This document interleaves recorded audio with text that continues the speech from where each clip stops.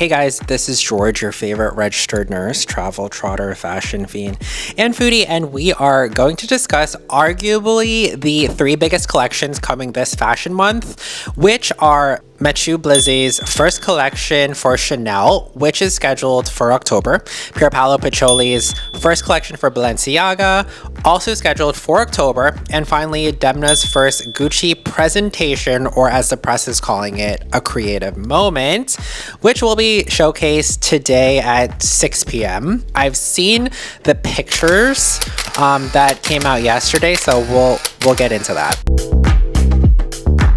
What exactly is Fashion Month? Well, Fashion Month occurs twice a year. It's February and March, where designers will showcase their collections for the upcoming fall-winter season. And then again, towards the end of the year, where we currently are right now, which is September, October, where designers showcase their collections for the following spring and summer seasons. Where do fashion weeks take place? Major cities of the world, including Tokyo, Shanghai, Berlin, Copenhagen, they all have their own fashion weeks. But during every fashion month, the fashion weeks, the four most influential fashion weeks, will show back to back as they always have been done. And the four most important, most influential cities for Fashion Week, the cities that get the most press, the cities with the most power and pull in Fashion Week are New York Fashion Week, which is the first major event of Fashion Month. Next on the schedule is London Fashion Week, which we just finished. And then arguably the two most important are Milan Fashion Week, which has just started, and then Paris. Those are the big four fashion weeks. They are crucial because buyers come to watch the shows, influencers come to drive up press for the clothes, and then new designs will impact trends and in effect impact markets and the economy. So what are the three shows that are arguably on everyone's mind, on everyone's radar, where all eyes will be locked onto? And for me, the three shows that are highly anticipated, in no particular order, the three shows that could make or break a label right now are as follows. The first show that I think everyone is extremely excited for is Matthieu Blazy's first show for Chanel. I know, I am so excited. I am so excited. 40-year-old Matthieu Blazy is more than capable to hold the reins at Chanel. He is a very well-accomplished designer who has worked for Maison Margiela, Phoebe Philo for Celine, Raf Simons when he was at Calvin Klein, before really making a splash when he was at Bottega Veneta. Matthieu Blazy really killed it at Bottega. To say he transformed the Bottega label would be a complete understatement. Since his creative director journey at Bottega Veneta started in 2021, he helped the brand reach 11th place on the list index, which is the hottest luxury brands, and that was in Q3 of 2022. Since then, Bottega Veneta has consistently been in the top 10 of the list index, which ranks the hottest brands. Bottega Veneta became an it brand under him, and it has just kept its heritage as a popular producer of high quality handbags, shoes, apparel, etc. It is Italian craftsmanship at its very best, and at the center of that craftsmanship is the classic signature weaving technique from Bottega Veneta, which dates back to the founding of the brand in Vicenza, Italy in 1966. The craftsmen back in the day for Bottega, the Italian label, created this method of weaving these thin strips of leather together to create this very malleable but flexible material. Where other labels like LV, Gucci, Coach all have like logos and like monograms, like a very distinct monogram, Bottega Veneta does not have a monogram. But the weaving that you see in their bags, that is like a clear indicator, okay, this is Bottega Veneta. Like, it's so like synonymous, that weaving, with the brand. Like, it's unmistakable. It's really beautifully done. Not to mention, as far as PR, when you have Julianne Moore, one of my queens, Jacob Elordi, those house ambassadors drive up the press. The previous creative director for Chanel was the infamous Virginie Viard. The first thing that pops up on my mind about Virginie Viard was during her runway collection, there was an imposter who like went on the runway pretending to be a model, and I guess she was a YouTuber, I read, but nobody really was trying to like give a damn about her. And one of my queens, Gigi Hadid, saved the day and escorted her out as she needed to be. That's pretty much all I can remember for Virginie Viard at Chanel. That's pretty sad. I can't find any other memorable thing about her legacy at Chanel. I remember when it was announced she was leaving, the internet was ecstatic. Like, people were ecstatic this woman was leaving Chanel, and that's really embarrassing. And people did not hold back in the comment section. Matthieu Blazy transformed Bottega Veneta to an it brand, but can he salvage the Chanel legacy? I 100% think he can. I think he can make Chanel cool, but still hold on to the heritage without selling out. Chanel is fashion's second largest brand, about $20 million in yearly revenue. I think Matthieu Blazy will be able to make Chanel young and fresh again, but keep the usual Chanel customers and keep them coming back buying Chanel products. He has the task of making Chanel modern, and everyone's waiting to see what he puts out on this runway. I know I am. Which will not be an easy task for many reasons. First of all, it's sheer volume that he has to deal with. So Chanel has 6 runway shows that he has to be in charge of. That is more than a regular fashion brand because Chanel shows 2 couture collections, 2 ready-to-wear collections, and then a cruise collection, not to mention the Mitiada. That's a huge undertaking for any designer. So the second obstacle that he is battling against for Chanel is that Chanel consumers face a possible price increase again because of the tariffs implemented by the US on European imports. That can be anywhere from 15 to 20%. Yikes. Yeah, not to mention in 2024, Chanel sales declined about 4%, with notable weakness in Asia and like that Pacific region. In huge markets like China, there has been a decline in sales because of economic uncertainty and geopolitical tensions that's creating a volatility in Chinese spending. So it is just not good right now for luxury brands, as LVMH has reported a net profit loss of 22% for the first half of 2025. So not good. But, you know, looking at everything, I really do believe in him. I am more than excited to see his first show at Chanel. I really want him to eat and give the girls what they want. And he is more than capable of rebranding Chanel, but still keeping the house codes. With that said, the pressure's on, and I expect a lot from him and his first collection. I'm also hoping for a men's collection, maybe. I heard some rumblings on the internet that he might be able to do a men's collection now that he is, you know, the creative director. I think this is a very exciting time for Chanel. The outcry could be heard from galaxies far away. They wanted Virginie Viard out, and they got what they wanted. So I am ready for Matthieu Blazy at Chanel. The second show that I do believe that everyone has their eye on right now is Pierpaolo Piccioli's first collection for Balenciaga. This is a totally different scenario as far as the creative designer musical chairs we have been seeing when compared to Matthieu Blazy's going to Chanel. So Matthieu Blazy going to Chanel is seen as a total positive because for the most part, like, everyone didn't like Virginie Viard at Chanel. She was boring. We needed a new designer. Now everyone is happy that they got what they asked for. However, Pierpaolo Piccioli going to Balenciaga is not the same scenario because him going to Balenciaga seems to be seen as neither a good or a bad thing, but more of an indifferent type of neutral kind of situation. We are just getting a different take on Balenciaga is what it seems. Whereas what's going on in Chanel, we are getting a complete overhaul. So I personally think Pierpaolo Piccioli for Balenciaga will be interesting, and he is more than capable to bring a different aesthetic to Balenciaga. He is a very accomplished designer himself on many fronts. He was the accessories designer for Fendi from 1990 to 1999, but he's definitely most known for being the creative director for Valentino from 1999 to 2024. He has such a long and successful run at Valentino. He really is synonymous with that brand. So when you look at his collections, you can see he really mastered haute couture. So it'll be interesting to see his take on the elevated streetwear where Balenciaga is known for. But in turn, it will be exciting to see what he does at Balenciaga as far as couture. For me, I will always remember, and like the first thing that pops up into my head when I think of Pierpaolo Piccioli is the iconic pink PP. I mean, it was Valentino Fall Winter 2022, ready to wear. The collection was such a hit, so iconic.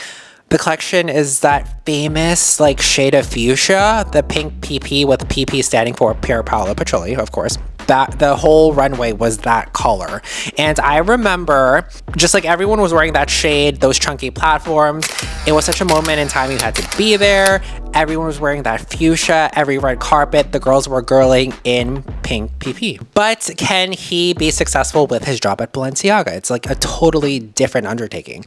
Back in Q2 of 2022, Valentino was number on the index of hottest brands with Pierpaolo Piccioli as creative director. Now, Q2 2025, Valentino is sitting at the 20th spot on the same list with Alessandro Michele as creative director. Valentino was again in the 20th spot during Q1 this year as well. So like this musical chairs of creative directors going to different fashion houses can be a good and a bad thing. And when it affects things financially for the big umbrella corporations like LVMH and Kering, that's a very, very bad thing. You know, the success of Pierpaolo Piccioli at Balenciaga, I feel, is unsure. It's 50-50. I can't say for sure it's going to be a hit, and that's scary. You know, and the reason is the fact that humans are so creatures of habit. They're so used to one thing. They're very closed-minded. They're not open-minded. For example, when Alessandro Michele was at Gucci, we associated like the frills, the maximalism, the excess, the total opposite of quiet luxury with Alessandro Michele's, you know, interpretation at Gucci.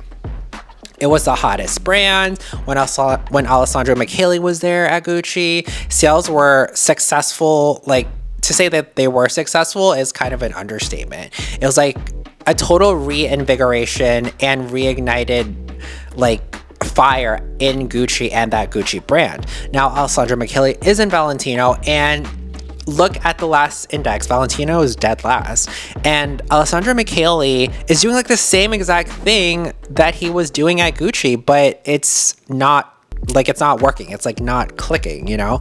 He is himself and not straying away from his vision. You would think his fans and his cult following would follow him to Valentino and it would be a hit there at Valentino, but that's not happening. So is like history going to repeat itself again with Pierpaolo Piccioli going to Balenciaga?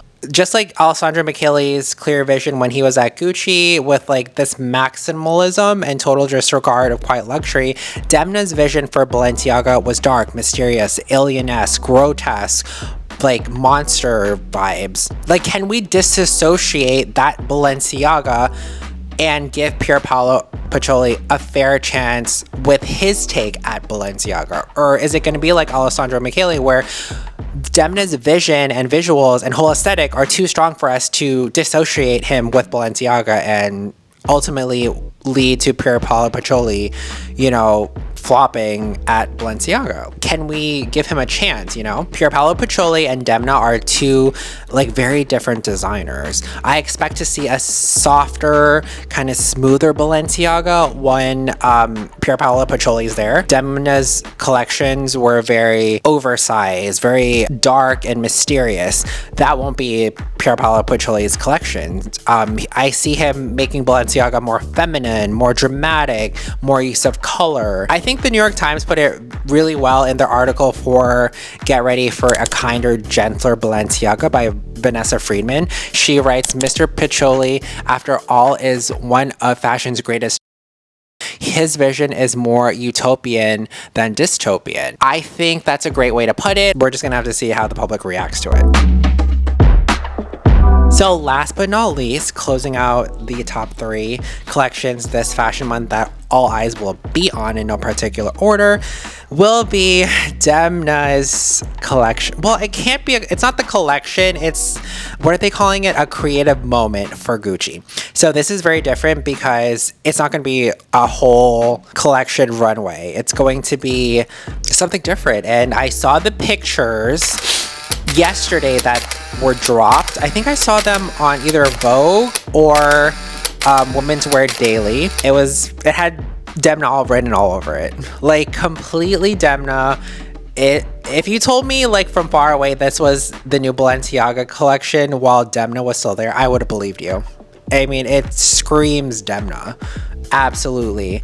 I'm getting the gathering that he's just gonna do what he wants to do. So I also noticed that there is going to be a short movie that's going to premiere at 6 p.m. and I will be watching. I'm excited. I saw a lot of high profile actors there. You know, there's Keke Palmer, Alex Consani, Kendall's there, Demi Moore, so this should be interesting. Gucci's 2024 revenue fell 23%, and Gucci is one of Kering's, if not Kering's, strongest and biggest profit machines.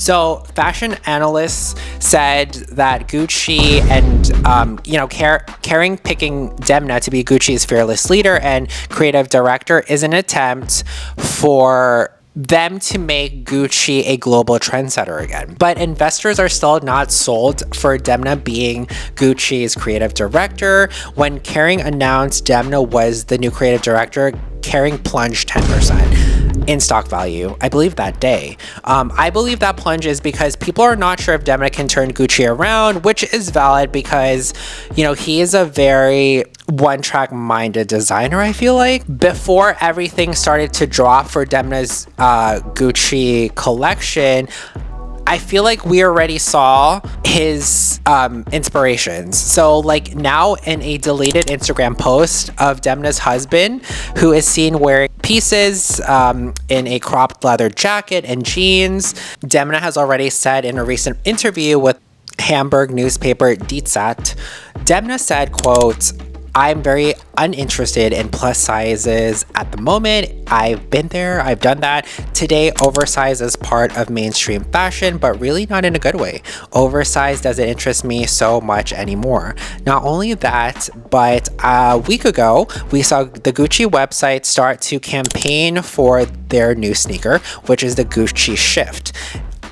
Was this kind of like Demna telling us where we're going? Like everything's going to be a little bit sleeker, less bulky, less oversized compared to, you know, those chunky sneakers that were known Balenciaga to put out when Demna was creative designer. So I feel like he started already giving us different hints of the direction he wants to go to with Gucci. That's pretty much all I have for you for my video this week. I'm waiting for this Balenciaga See, I can't even say Gucci.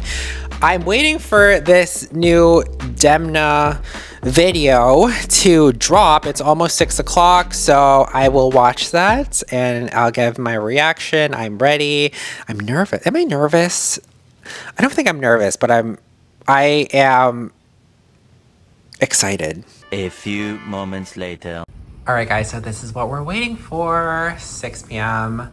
A short for Gucci and short movie, and we got some icons here, some familiar faces. So let's see what the hype is all about. We got a few, like 15-20 minutes.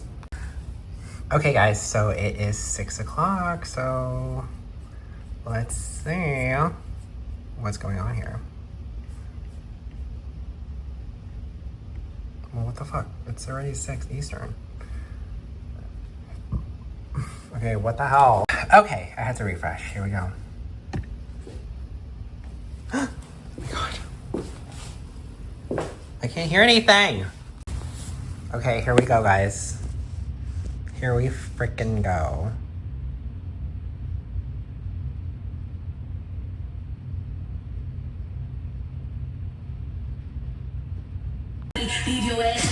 What is going on, Demi Moore?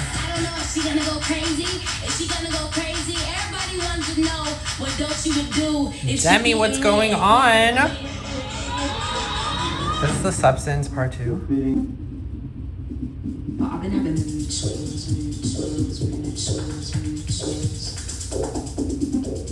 She's stunning. We love Demi Moore. She looks fantastic. Oh, Mr. Whitman, Barbara Good. This looks incredible. Yes, girl. The girls, honey. It's too much beige. is excellent, strong, sharp, severe, but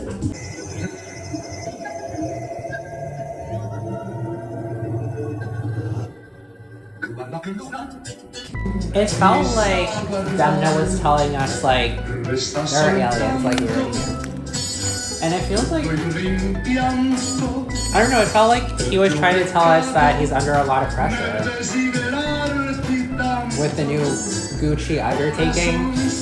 All eyes are on him, and like, whatever he's gonna do might not be good enough for everyone, but as long as he stays true to himself, then everything's okay.